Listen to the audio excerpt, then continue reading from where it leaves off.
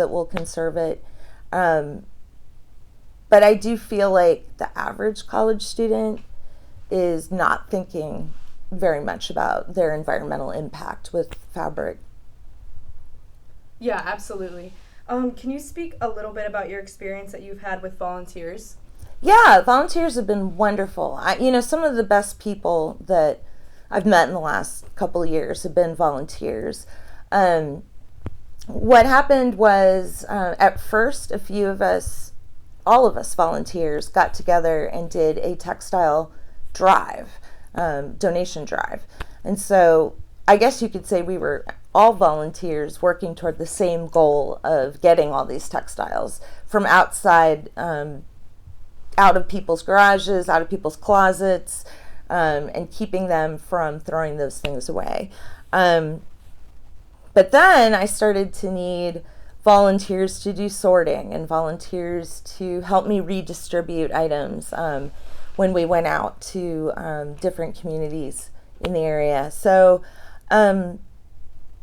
we have gotten more and more volunteers as time has gone on, especially once we moved into this space. Yeah, and how do you get those volunteers? Mostly through Facebook, kind of email blasts, and word of mouth. Oh, okay, yeah.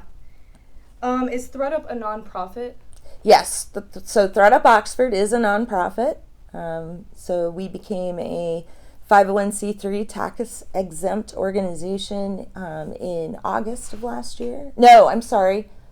March of this year is when the paperwork was finally accepted by the IRS. So being a nonprofit, does that mean that you get no financial compensation? That does not mean that. I do not receive financial compensation because our nonprofit cannot afford to pay me at this time. But in general, a successful nonprofit does have their director be a paid position.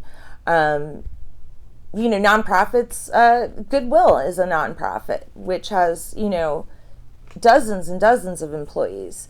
So, being a nonprofit does not mean people do not get paid. Okay, but in the case of ThreadUp Oxford currently, we do need more grants and more revenue to cover that. Yeah, okay.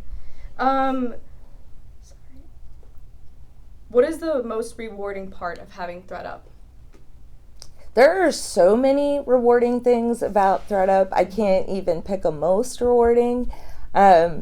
But it feels really good to work hard at a problem that I see we are slowly but surely solving. The word of mouth itself is just getting people to think about how they use their clothing, how they use their bedding, what they do with it when they are done using it.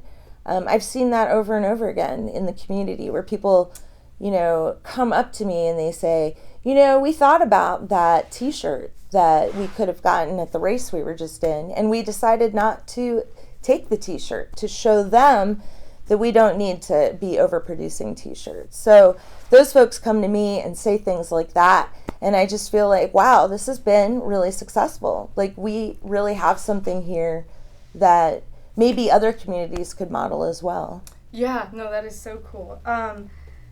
So how has the community supported you?